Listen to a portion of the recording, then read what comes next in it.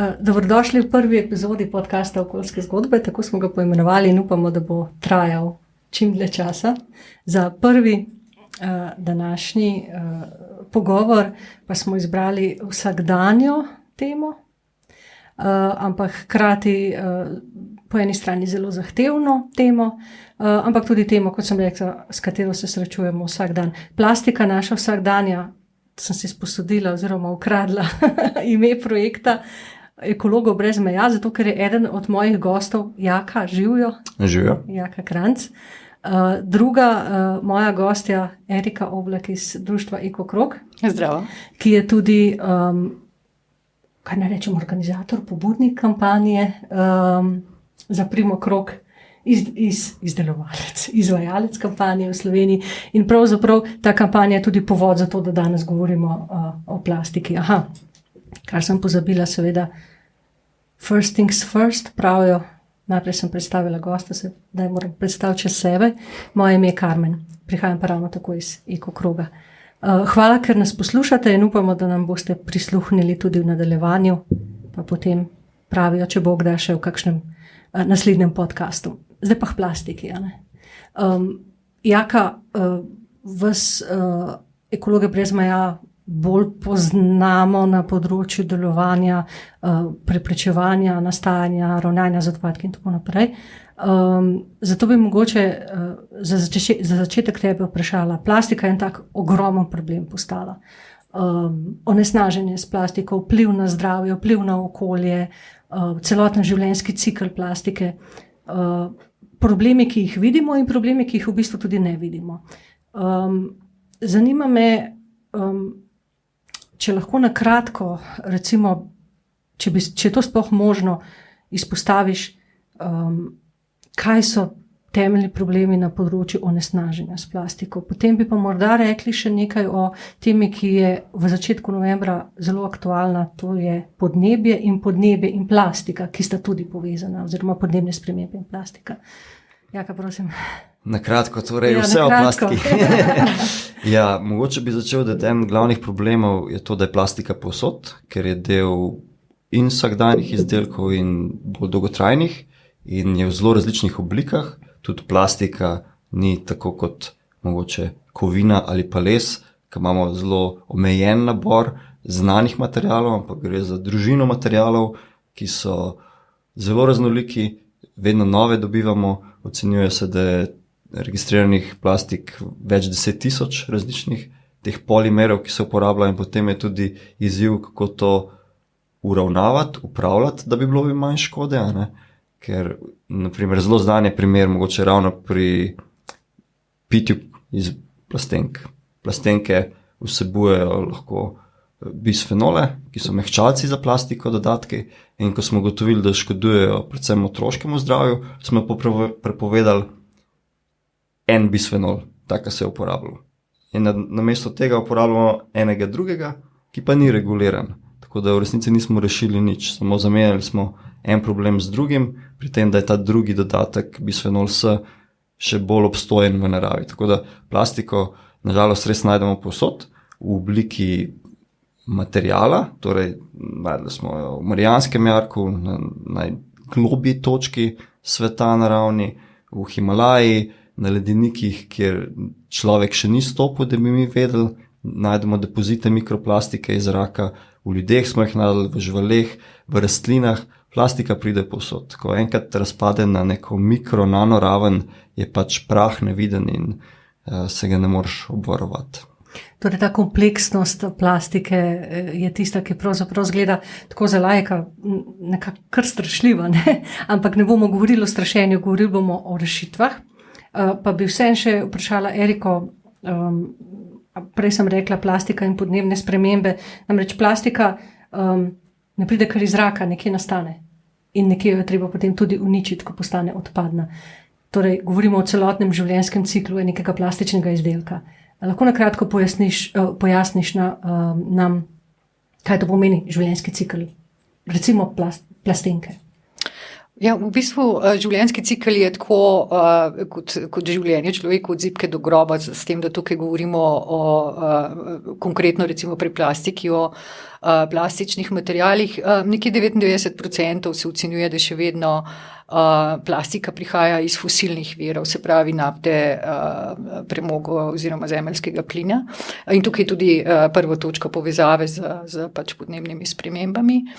Naftna industrija potem, ko se recimo upada ali pa znižuje poraba nafte, je najdla pač nek način, kjer še vedno pač kuje dobičke, in to je pač na proizvodnji plastike. Veliko tega zemeljskega plina recimo se dobiva tudi, ki se uporablja v teh postopkih tudi s frackingom. Vemo, da je to tudi za okolje in zdravje ljudi pravzaprav predstavlja veliko nevarnost.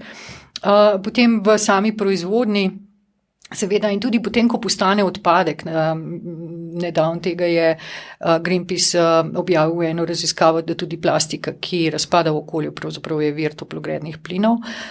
Tudi če to plastiko sežgemo v cementarnah ali sežigalnicah, kar se dostikrat ponuja kot neka rešitev, ki pravzaprav ni rešitev, povzroča seveda emisije toplogrednih plinov, poleg toplogrednih plinov pa še druge nevarne snovi.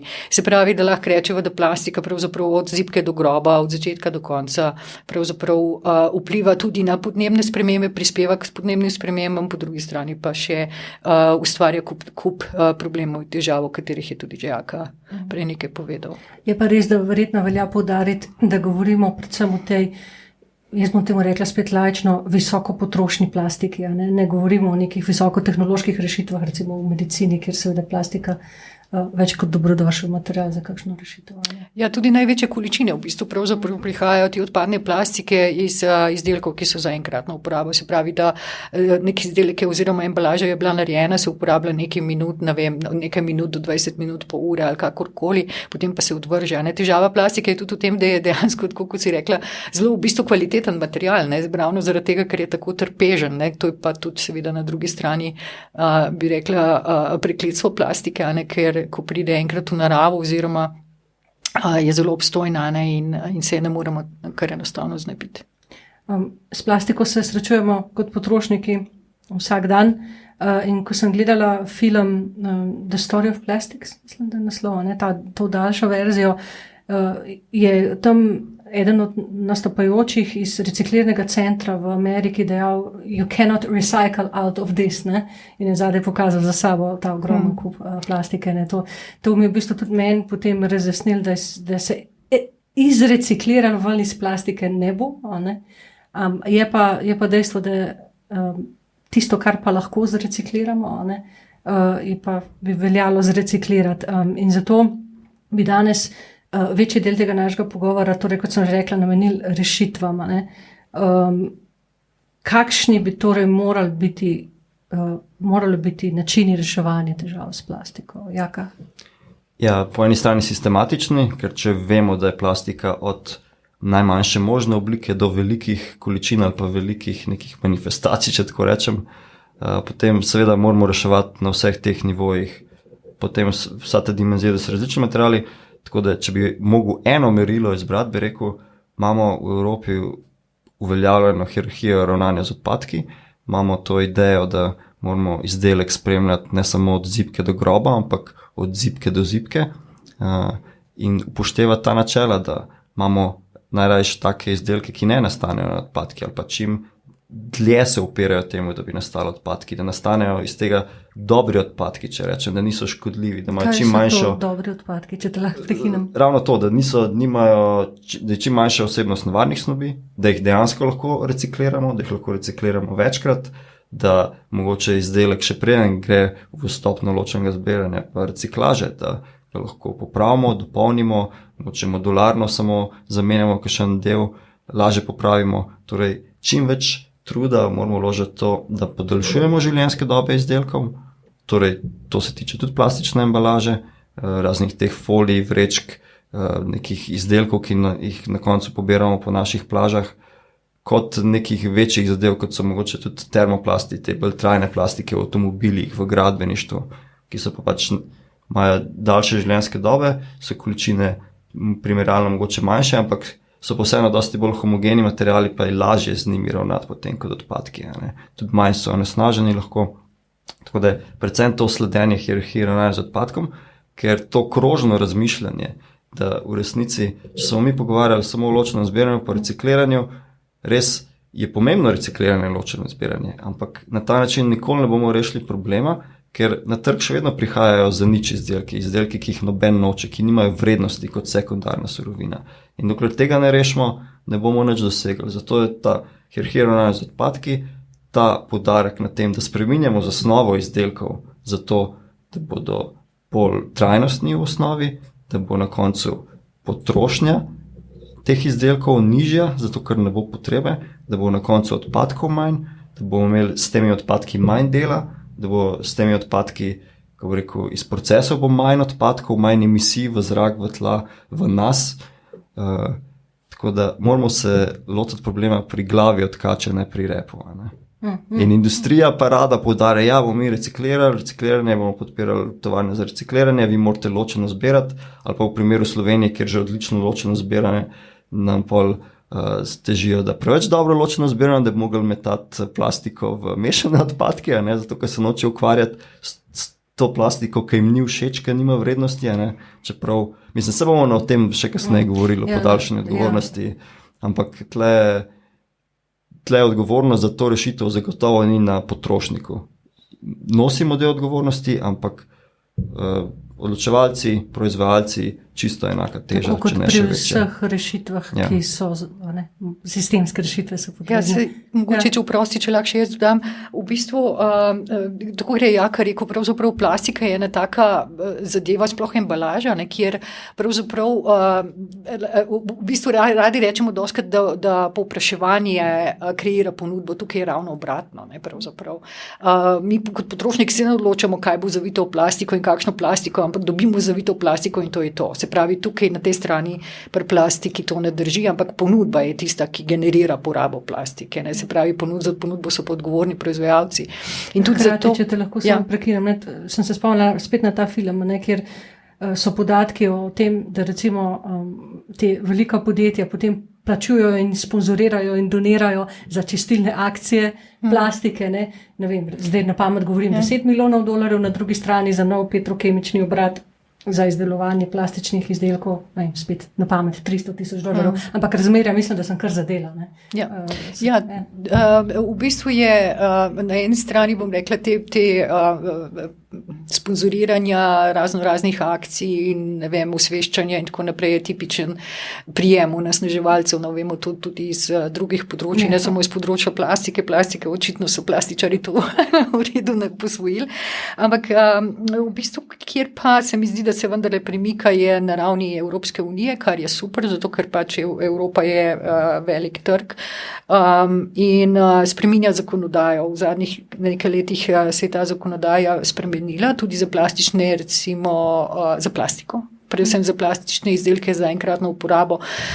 Tam so osnova te direktive evropske je v bistvu ravno to, koliko v čistilnih akcijah različnih odpadkov, različnih vrst odpadkov za enkratno uporabo se najde med temi akcijami in zelo so te ukrepi usmerjeni v teh prvih 10, tistih, ki so najpogostejši. Skratka, med njimi so tudi recimo plastenke in tako naprej. Nekateri te izdelki bojo prepovedani dajati na trg, nekateri bojo morali biti bolje označeni, nekateri bodo morali za nje poskrbeti proizvajalci po tem sistemu razširjene odgovornosti proizvajalca in tako naprej. Danes je slišati v bistvu, ne vem, pa kaj bojo ene plastične vrečke ali pa tele palčke za ušesa rešile problema, ampak nekje je treba začeti. In začeti je treba tam, kjer je največji problem, se pravi pri teh stvareh, ki največkrat obležijo v naravi in se z njimi ne da nič narediti, pri tistih stvareh, ker že danes lahko zamenjamo, tako kot Jaka rekel, nek material z drugim materialom, ki je okolju bolj prijazen, ali se ga da lažje reciklirati ali kakorkoli, potem je opozarjanje, osveščanje in potem je seveda spet sva pri odgovornosti proizvajalca. Tako da. Sama sta oba dva že nekaj omenila Evropska unija, predvsej pozornosti je namenjene temu.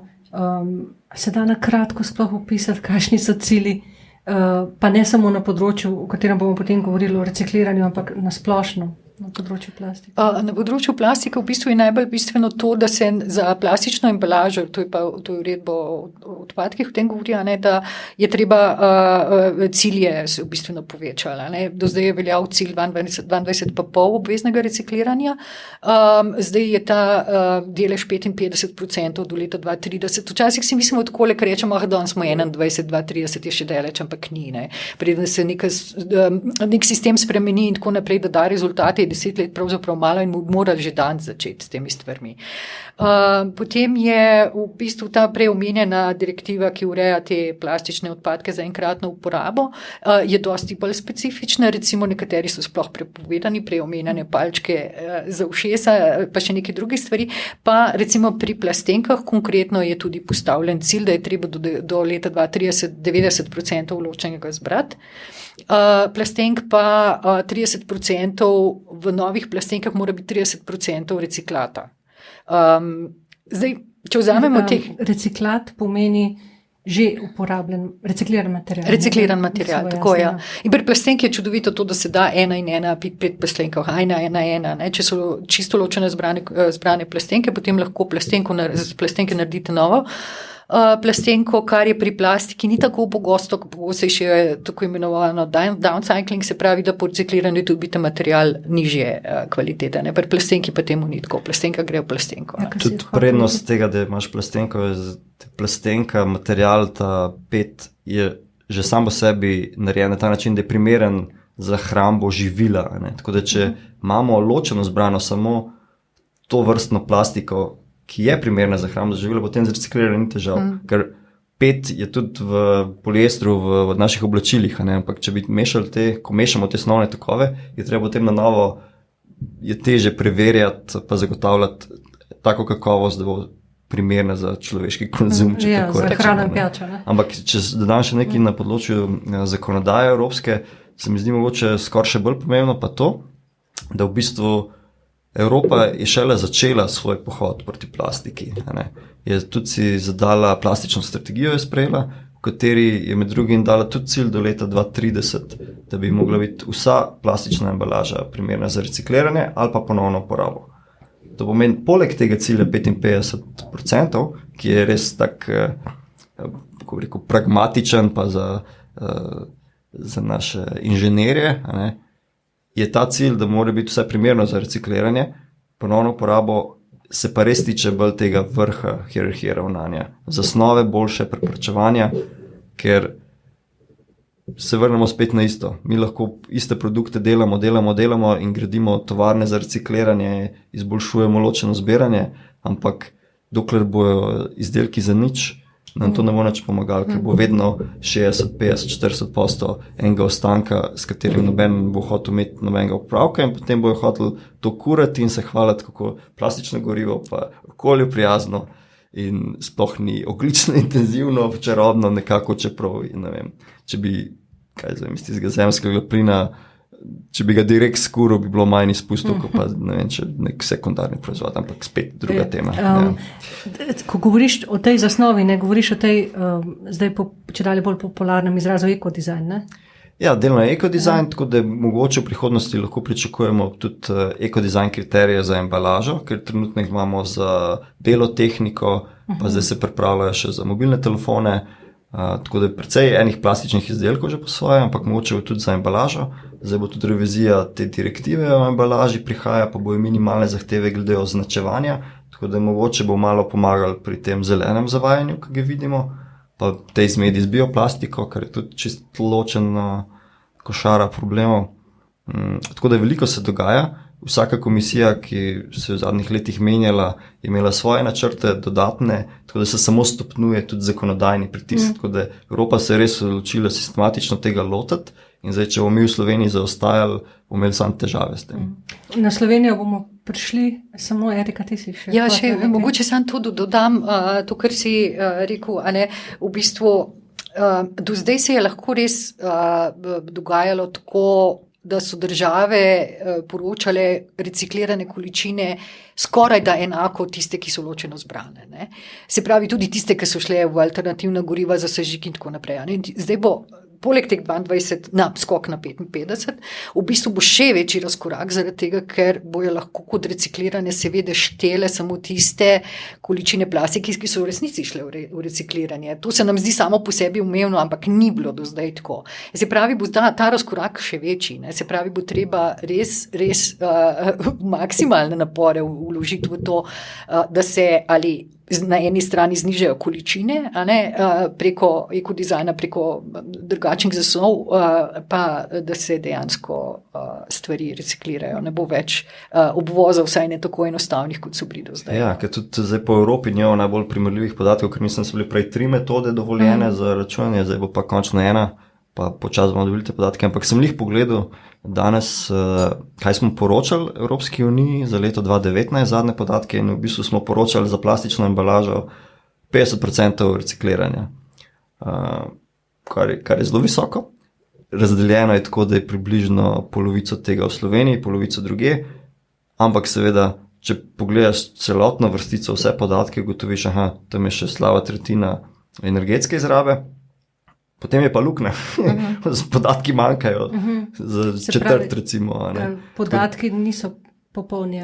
Zagotovo niso popolni, tudi ne vemo, kam jih data, je to mogoče izvoz, ki se njem kamor štejo, je to začasno skladiščenje, te metodologije se razlikujejo med ministrstvom, med SURS-om, med Eurostatom in je malo zmede, ampak ja, ko dobimo te harmonizirane podatke, bomo končno videli, kje smo, koliko dejansko nam še ostane, ker če bili res na 50%, teh 5% ni tak problem dosežiti izboljšanja, ampak tudi, ko smo imeli ravno v tem projektu Plastika naša vsakdanja, smo delali eno analizo širšo, pa smo se pogovarjali s predstavniki vseh nivojev sektorja, če tako rečem, in konsenz je bil, da je okrog 33-35% recikliranje. Realno. Kar se tiče podatkov, lahko rečemo, da pravzaprav zelo težko lahko karkoli konkretnega povemo, ker enostavno podatkov ni tisto, kar pa zagotovo vemo, je pa, da cifre recikliranja ne držijo. Ne? Ja. Da je recikliranje bistveno manj. Torej, sama ste me pripeljala in ste preskočila moje naslednje vprašanje, pa ga bom vseeno zastavila. Torej, kakšno je trenutno stanje v Sloveniji? Eno so te podatki, ampak pač, če lahko na kratko opišete, da se bomo v bistvu laiki sploh znali predstavljati, kako teče. Potem, ko jaz spijem osvežilno pijačo in jo pridno odvržem, ne? Kaj se pa zgodi? Mogoče, ja, to so oziroma, ali se res zgodi tako, kot pravi, da ne bi se zgodilo. In da sem s tem že naredila svojo dolžnost. Ne, sploh ne. Tukaj mislim, da bomo morala kar oba to razlagati, ker je kar tak kompleksen sistem. No? V Sloveniji je namesto razširjene odgovornosti proizvajalca, pa ta mogoče izraz kasneje lahko pojasnimo, je zaenkrat še deljena odgovornost. Ne? Se pravi, jaz in gospodinjstva oziroma občine smo odgovorne za ločeno zbiranje te odpadne embalaže. Mislim, da je to edino po celi Sloveniji, da je to rumen zabojnik ali to ne vem. Ampak skratka, se pravi, občine so morale vzpostaviti potrebno infrastrukturo, nabaviti smo morali zabojnike, potem plačujemo gospodinjstvo odvoz teh odpadkov, do komunalne službe, se pravi nereden odvoz in tako naprej. Se lahko predstavljamo, da to, mislim, da se na 14 dni ali nekaj tazga, da je frekvenca, različna frekvenca, no, ampak se redno odvaža in tako naprej. To so vse stroški, ki bremenijo gospodinjstva. Zdaj, po to infrastrukturo spada tudi še marsikaj drugega, ne sam zabojnik, ne vem, pa so bili prej ekološki otoki, pa tisti zabojniki, ki smo jih tam imeli, pa zbirni centri, pa neko prostor, kamor se je začasno, dokler embalažne družbe tega ne poberejo, da se nekje začasno skladišči in tako naprej in tako naprej. To je vse breme, ki ga plačujejo občine oziroma mi na položnicah za odvoz komunalnih odpadkov. Drugi del odgovornosti je pa na podjetjih, ki se lahko organizirajo v embalažne družbe. Se pravi, ustanovijo neko podjetje, ki je tudi pridobitno pri nas, in oni so potem dolžni to brezplačno prevzeti iz komunalnih služb, oni to posortirajo, potem nekaj tega pač prodajo na trgu, En del gre v sežig, kot smo prej omenili, en del gre v izvoz, ker ne vemo, kje konča vedno, in tako naprej.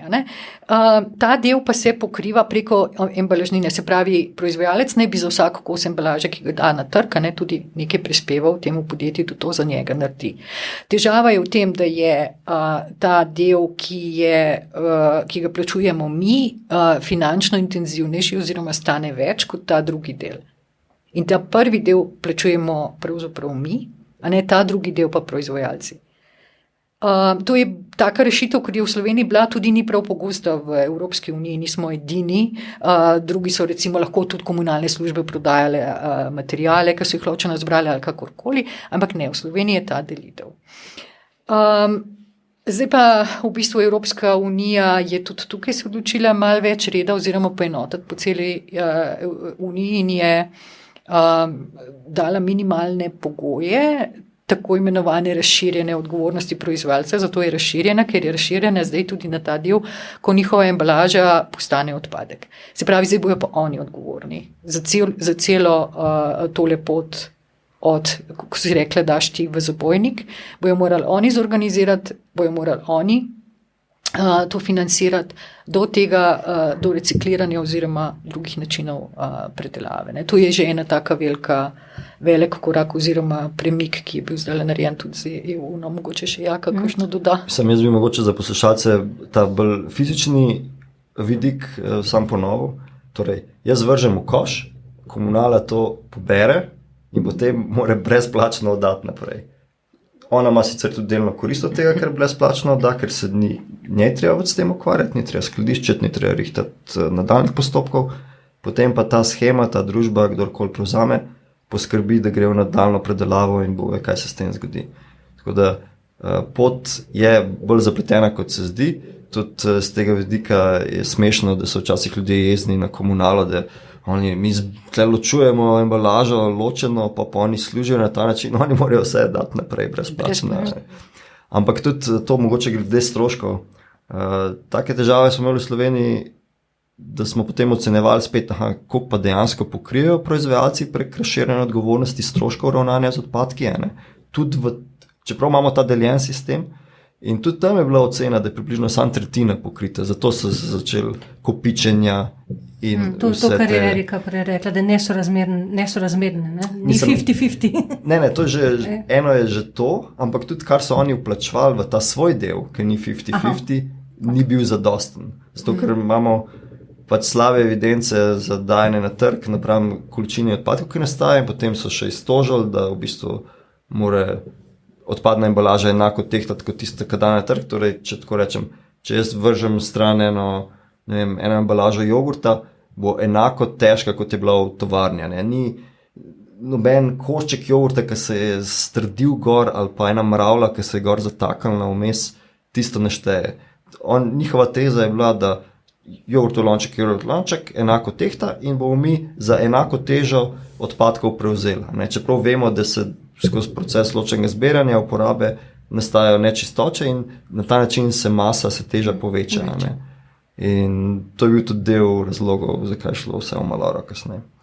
Ampak mogoče tudi to, kar si rekel, kako je vse skupaj se končalo, v bistvu pravzaprav je ta agonija s to odpadno plastično embalažo oziroma embalažo trajala že 15 let. V bistvu nekako bom rekla, zgostila se je mogoče takrat, ko so deloma tudi zaradi kitajske prepovedi uvoza, ampak to je res samo deloma, v bistvu te količine začele ostajati, ne samo v Sloveniji, ampak tudi po drugih državah, ampak pri nas na teh začasnih skladiščih, kjer se potem je prišlo do požarov in tako naprej in tako naprej. V bistvu na koncu se je iz ne vem, kjerega vira, že točno, celo iz podnebnega sklada poskrbelo skratka iz proračuna se je potem poskrbelo za odvoz in dokončno odstranitev oziroma sežig teh odpadkov. Se pravi, s tem, da smo mi kot gospodinjstvo v bistvu že plačali že enkrat tisti svoj delež, nekdo drug ni naredil svojega dela, in v bistvu smo ta del pokrili posredno še enkrat, kar absolutno ni prav, in ne bi smelo biti tako. Lahko rečemo še nekaj konkretnih besed. Sama si omenila, Erika, cilji in zakonodaja Evropske unije. Kdaj, kako to pri nas bo videti? V bistvu izdole je, tako kot vedno, ne, Slovenija zamuja s prenosom teh že zakonodaja, ne, ampak če je nekaj v zakonodaji, to še ne pomeni, da v praksi tudi teče, ne, pri nas pa doskrat rečemo, zakonodajo smo prinesli, polje, zgodba končana, ampak še tega nismo naredili, ne, niti teh minimalnih pogojev razširjene odgovornosti proizvajalca nismo prenesli, trenutno je ZVO še v obravnavi, ni še končan, ni še zaključen, ne vemo, kaj bo v bistvu, kako se bo končal, kakšen bo ta predpis, da ta zakon v bistvu, zakon o varstvu okolja, ja, tako, ki ne bi to integriral, ampak to se mislim, da je bilo že nekaj javnih obravnav tam od leta 2019, pa eno leto zamujamo že. Zdaj je na vladi, ampak zdaj so druge ovire, da greš v parlament. Ampak ja, jaz bi mogoče to dodal, da kar je evropskih ciljev, niti ni tak problem, ker tisto praktično direktno velja, če je v direktivi. Ne? Vemo, da moramo doseči, zdaj, če mi zamujamo s transpozicijo, smo si delno sami krivi, tudi pri teh plastičnih zadevah na srečo ni neke, kako bi rekel, modulacije glede na razvitost držav ali pa glede na čas, ko so se pridružile Evropski uniji, kot smo imeli pred leti, kakšne cilje zamaknjene za več let ali pa nižje cilje zaradi tega. Zdaj velja za vse, pika, treba doseči. Tako da z tega vidika smo lahko res na področju okolja zelo veseli, da smo v Evropski uniji, ker nas brca tam, kjer nismo sami dovolj ambiciozni. Zdaj pa, da ne bomo jamrali, ampak da bomo povedali, kaj se da. Ne? Zdaj smo našteli izčrpavanje virov, vpliv na zdravje, podnebne spremembe, nizka raven recikliranja, same, bom rekla, slabe stvari in visoke cilje Evropske unije. Kako se da to rešiti, ker v mnogih evropskih državah, tudi drugje po svetu, rešitve so. In niso tako blazno zakomplicirane, vsaj na enem segmentu, govorimo o enem segmentu, o embalaži za pijače, da se jih ne bi dal, da bi bila uvedba tako zahtevna. Drži, ja, tako kot sem prej rekla, te stvari si treba lotevati po korakih, a ne, če bi cel problem naenkrat hotel rešiti, zgubiš voljo, pa ne moreš premakniti. Treba iti po korakih, se pravi, tam, kjer lahko, tam, kjer so rešitve znane, je te rešitve treba uvesti. Tukaj sploh ne bi smeli biti debate. Ne. Prvo, embalaža za pijače v bistvu je en tak odpadkovni tok, recimo, ki je že absolutno rešljiv, prinaša same pljuce. V bistvu je sestavljen iz dveh delov, no, če tako začnem. Prvi del, tako je rekel Jakopov, više gor po hierarhiji, se pravi ponovna uporaba. Recimo številne evropske države že poznajo obvezne kvote, ki so zakonodajno določene, koliko mora biti deleža določene embalaže povratne. Se pravi, za pivo mora biti tok pakirano v povratni embalaži. S tem, da tu ne govoriva samo o plastiki. Ne govoriva samo o plastiki, se ravno zato, ker je v bistvu obstaja tudi povratna plastika, a ne, ampak ali ljudje za to ne ve. Ja, ja, kaj ti že. Ampak v glavnem se gre pa za steklenice. In dejansko v bistvu v tem primeru je nek material, ki je pravzaprav prijaznejši za okolje. To je danes že vemo tudi po analizi življenjskega cikla, ne, glede na emisije CO2, ki zamenjuje plastiko, ki je manj okolju prijazna. Ne. Potem imava naslednjo stopno je 3 materiale, ki se uporabljajo, ali pa recimo 4 za pijače. Eno je steklo, ki je enosmerno, se pravi, ni narejena steklenica za ponovno uporabo, ampak se pretopi v novo steklenico. Imamo plastenko, ker smo že prej rekli, da je ena redkih takih materialov, ki če je dovolj čisto zbrana, lahko gre nazaj v plastenko. Evo, smo zaprli še en krog. Potem imamo pločevinke tudi, ne. Vemo, da se jih aluminij v bistvu se da pretopiti in narediti iz pločevinke novo pločevinko. Ne. In v bistvu pri pijačah za embalaži za pijače je tudi tako, da pravzaprav imamo tega materiala kar veliko kroži, ne. Od plastike do stekla do pločevink. Tega materiala je velik in v bistvu ima velik volumen. In če ga rešimo v bistvu po enem sistemu, ki je sposoben zajeti čim večje deleže in jih vrniti nazaj v ali ponovno uporabo ali pa v recikliranje, ni nobenega razloga za to, da ne bi tega naredili, kar je še lepše pri vsem skupaj. Je pa to, da je tudi ekonomsko učinkovito, se pravi, je stroškovno niže kot te sistemi, o katerem smo prej govorili, bistveno bolj transparentno, znižuje stroške za občine, preprečuje smetenje v državah, kjer so te kavcijske sisteme upeljali, pravzaprav so čist jasni podatki, da bistveno zniža smetenje okolja zaradi tega in tako naprej. Skratka, sami plusi. Jaz sem samo dodati, da v bistvu ne vem, če je kje že implementirano, ampak poleg vseh materialov, ki si jih naštela, so vsaj prizadevanja, če še ni implementirano, tudi za uvedbo kavcijskih sistemov za tetrapake, torej embalaža za sokov, mlek, takih zadev. Ampak ja, mogoče bi pod črto samo to rekel. Povejo je pivo v plastenki res slabše od... Jaz imam celiakijo, tako da nisem prav dosti pil, ampak vem, da se ga prodaja. Ne, to sem reči, da pod črto imamo toliko enih dobrih primerov že ali na področju kavcijskih sistemov ali drugih rešitev za plastično onesnaževanje po Evropi, da nam ni treba biti pionirji, če hočemo ukrepati. To ni neko področje, ker bi mogli zdaj mi se odločiti, zdaj pa rabimo 10 let raziskav pa usmerjenih podatkov. Problem je popolnoma jasen, rešitve so popolnoma jasne. Sploh ni za debatirati, samo za narediti. Kot si rekla ti, Erika, enkrat, če imaš eno stvar na mizi, je noro, da eno vzameš z mize in uporabiš. Ne? Absolutno, sploh če vidiš, da deluje, je dokazano, da deluje. Ne? In številke so pravzaprav res impozantne. Ne? So, moram reči, tudi meni, ko sem začela ta sisteme malce bolj raziskovati, so res bile take neverjetne številke. Recimo, ne vem, tisti, ki so uvedli, recimo države, ki že imajo, teh je zdaj v Evropi, mislim, da 10, najnižji, mislim, da je bil 82-85% ločenega zbiranja, se pravi odpadne embalaže dosega. Ne? Do recimo cifre 98, mislim, da je Nemčija pri plastenkah na tej cifri in tako naprej. Ne? To je praktično že izpolnjen cilj Evropske unije do leta 2030, kar se tiče plastenk recimo. Ne? Potem, kako sistemi so na hitro recimo pravzaprav lahko spremenijo stvari, če so prav zastavljeni pa postavljeni, je Litva. Recimo Litva je v 2 letih iz 33% ločenega zbiranja embalaže za pijačo prišla na 92% v 2 letih, ko so pospostavili ta sistem. No.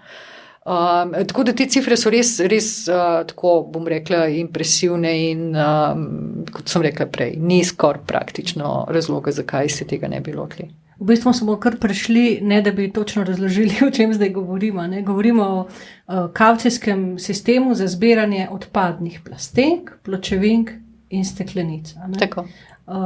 Kar nekaj Slovencem nam zveni znano, tega se spomnimo, vsaj tisti, ki smo živeli še v prejšnji državi. Tako in še vedno obstaja za steklenice. Ne? Ja. V zelo majhnem delu. Majhnem delu steklenice pa neki te skupinske embalaže, ampak to so res minimum. Ja, zelo majhni deleži, ja. Nekaj si verjetno predstavljamo, pa vseeno je reka, če lahko... Ne, bom v bistvu Jako prosila. Jaka je bil v Litvi, In Jaka lahko piše, kako to gleda v Litvi. Se pravi, zame kot potrošnika in potem tisto odzadje, česar jaz kot potrošnik ne vidim. Ti vidiš bankomat ali pa ti vidiš, recimo, da vidiš bankomat, ampak namesto, da bi ti dajal ven denar, ti da ven en listek, zato pa hoče, da ga ti nahraniš z embalažo. To se večinoma kaj. Prosti.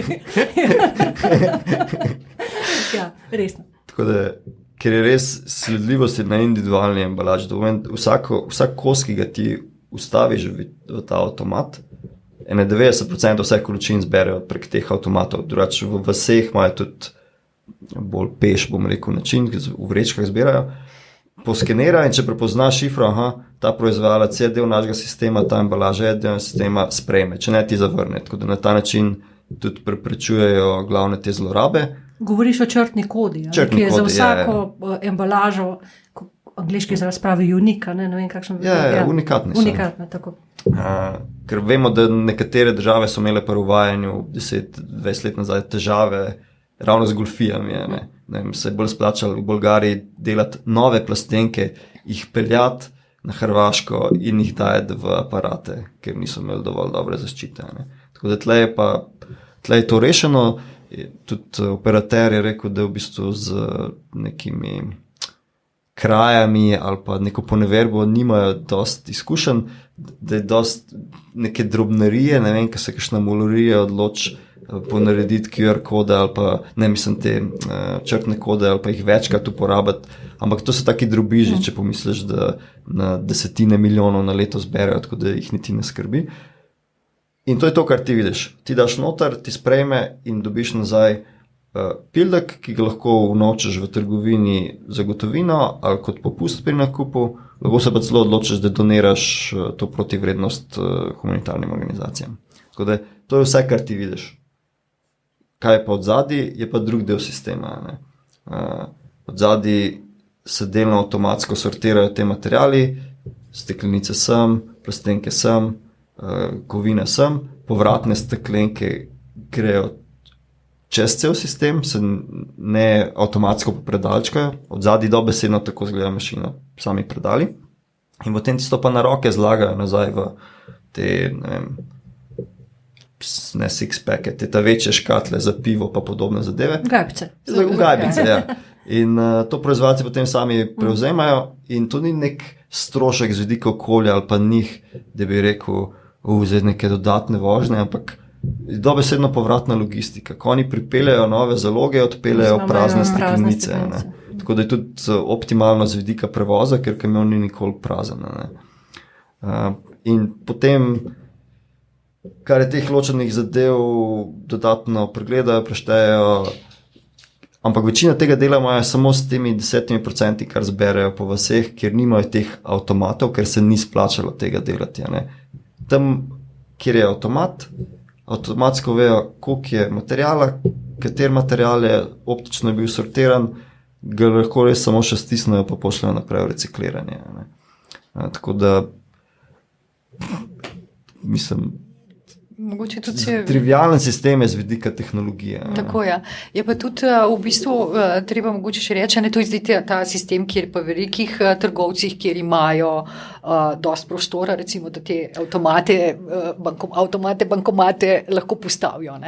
Tam, kjer so pa trgovine manjše, ker bistveno pri kavcijskem sistemu je, da je pravzaprav za potrošnika udoben, se pravi, je za dosti odzevnih mest, da se mi ni treba peljati, ne vem, iz Zgornje Kungote v Ljubljano, da to naredim, recimo. Ampak v bistvu pri malih trgovinah ni teh bankomatov in tako naprej, ampak vseeno čitajo črtno kodo, se te stvari skladiščijo, ker je seveda teh manj obrnejo tudi tega materijala, ni potrebnih velikih skladišč in tako naprej in se potem dodatno obdelajo. To je zelo pomembno, tudi recimo v gostinstvu in turizmu lahko to vračajo, ne vem, tudi recimo v nekaterih državah tudi na bencinskih črpalkah. To je zelo pomembno, se pravi, da je za kupca udobno. Zdaj, kje pa je interes trgovcev, da to postavijo? Seveda, če bom jaz ne bom imela možnosti to vrniti pri enem trgovcu, ker tega ne bo imel, bom šla k drugemu trgovcu tudi kupiti, če sem že enkrat pripeljala te odpadne embalaže. Se pravi, nekako tudi na nek način mogoče tukaj konkurenca svoje dela in potem potegne za sabo trgovce. Pa treba je, zakaj zanimivo za proizvajalce in za trgovce, trgovcem se iz tega sistema, se pravi, kavcijskega sistema vrnejo lahko stroški za te avtomate. Če želijo, nekaterih pač tudi sami nabavijo in potem za njih skrbijo in tako. Pri proizvajalcih je pa tisto, kar je plus, je to, da je sistem, v bistvu oni plačujejo ravno tako embalažnino, namesto da bi klasično embalažno družbo plačujejo za te stvari. Tukaj je embalažnino in v bistvu plus njihov, kje so nižji stroški, je tudi v tem, da so materijali, kot smo rekli, zelo čisti in zato imajo višjo ceno na trgu. In se pravi, tako kot sem prej rekla, win-win-win je za vseeno. Tudi trgovci opažajo večjo zvestobo, zato ker pač veš, bom spet vračal, pa bom tam še kupil nazaj, pa si zagotovim neskončen tok pijače, recimo, ali kako naj drugače rečem. Pa tudi v Sloveniji je dostikrat bil pomislek, ampak to koliko prostora zahteva, pa ne vem, ali bo dovolj ta avtomata, jih rabim več, pa kje bo zdaj ta plac, ampak v Litvi smo videli v živo, kako je to enostavno rešljivo pri večjih trgovinah, ker imaš lahko dobesedno en ladijski keson na parkirišču, vzame, ne vem, 2 parkirna mesta in je to. Vso postrojenje je noter, tistega človeka, ki je tam zaradi povratnih steklenic ali pa malo zaradi kontrole vsake tok časa. V vsakem primeru rabaš tudi v teh drugih avtomatiziranih rešitvah, ker so vse polautomatizirane ravno zaradi teh povratnih steklenic. Tako da sploh ni problem, ker parkirišč se pa najbrž bomo vsi strinjali, da imamo preveč. Ne? Pred trgovskimi centri. No, bom tako rekel, ja, da ne bo okrog stanovanj se kdaj jezil. Hotel sem v bistvu proti koncu gremo našega pogovora, mi je prišlo na misel, ko sem te poslušala, kot bi rekli Američani, it's not a rocket science. Tako. Pa še eno stvar bi pa res rada še izpostavila, čisto na koncu, zaupanje javnosti. Meni se zdaj zelo zanimiv ta podatek, pa ne vem, mislim, da je Švedske, da je proizvajalec pijač prešel iz tetrapaka na plastiko, ker tetrapak ni bil vključen v kavcijski sistem, plastika pa ja, zato ker je preprosto videl, da ljudje temu sistemu izjemno zaupajo. In tudi v vseh teh raziskavah javnega mnenja so te številke izjemno visoke. To je eno od... Absolutno. Pa tudi že odzivi, ki jih dobivamo mi, govorijo o tem. Tako, mislim, da je bil en pregled narejen tam med 60 pa 90%, oziroma nekaj čez 90% so vse te države, ki kavcijski sistem poznajo, pač so prebivalci to podprli. Mislim, da sem v Litvi nekje brala, da je celo tam 98% ljudi zadovoljnih zdaj, ki imajo ta sistem in ga še naprej podpirajo. No, mi smo pa v bistvu dobili že na našo anketo približno 1500 odgovorov. In 99,4 bi jih podprlo kavcijski sistem, 99,5 ali pa 3, zdaj ne vem čisto točno, kjer je bil nižji, pa tudi uvedbo obveznih kvot za embalažo za ponovno polnjenje. Ne. Tako da dejansko javnost to zelo, zelo podpira in je tudi logično, ker je še enkrat toliko plusov, da bi bilo že noro. To plusov je poznajo vsi iz Hrvaške, ki so šli na morje. Pa ja, mislim, taki kot smo mi vedno govorimo o prednostih, tako da mogoče se s časoma tudi kaj prime, ne? Iz tvojih ust opoze v šesa? Ja, sej, ampak... Božja, ne, mogoče kakšna druga. Se reče, it's a figure of speech. Ja, ampak res je nenavadno, ker je taka po svoje neintenzivna rešitev, glavni problem mogoče so vseeno te prostori, pa to, da dejansko moraš sodelovati z večjimi ljudmi. Ne. V Litvi so se odločili in so to pijačari začeli zadevo, ker ne bi bilo interesu. Ne. Pri nas so bile neke iniciative že prej, ker osnovno zakonodajo za to že imamo. Ne. To bi lahko na lokalni ravni, če bi hotel organiziral sam. To bi lahko industrija se sama organizirala. Ni treba, da čaka, da država ukaže. Ne. Ampak očitno so dovolj komod v trenutnem sistemu. Noben noče narediti koraka naprej, ker tudi dokler imamo razširjeno odgovornost tako razdrobljeno, pač če bo šel inovirati, si avtomatsko delno prikrajšana. Ne?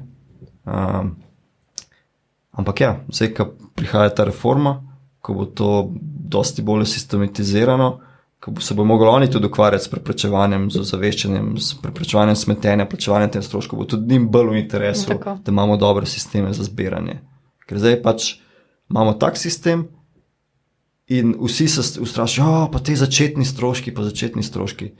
Ampak celokupno je sistem s kavcijo cenejši. Pa učinkovitejši. Ja. Res win, se ti zmanjka teh winov. Ja, tako pa je. V bistvu meni je to, ko sem brala ta zadnji avstrijski primer, ker Avstrija se je odločila, vemo, da Avstrija ima učinkovit sistem ravnanja z odpadno embalažo, mogoče še bolj kot slovenski. Ne?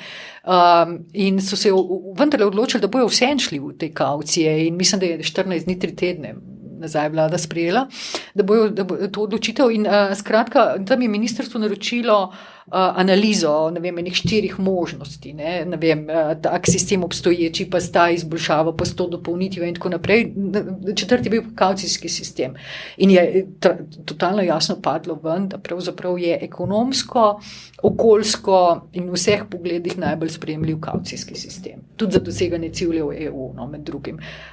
In tukaj se pravi, v bistvu, ne vem, v Sloveniji tukaj pravzaprav nam ni, kot smo že 100-krat danes mogoče omenili, nam ni treba izumljati nič novega. No.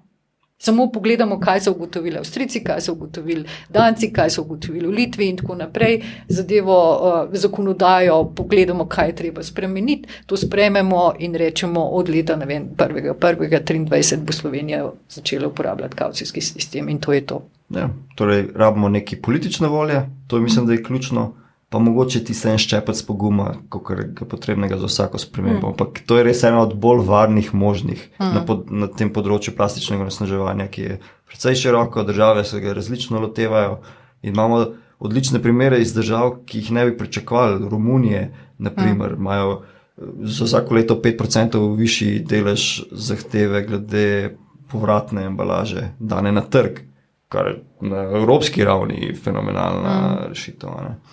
Ampak ne, Slovenija je čisto zadovoljna, da se s sabo ukvarja in da iz tega svojega mesta skoraj primata v določenih področjih ali pa podpodročjih na področju okolja, da pač potonemo v pozabo, kaj ne rečem, da se ukvarjamo s tem, zdaj zamujemo s tem prenosom, s tem rešitvami, tam plačujemo žene, kazni levo, desno, namesto da bi izkoristili po eni strani ta naravni kapital, ki ga imamo in ga moramo ohranjati, če želimo ostati zelena destinacija.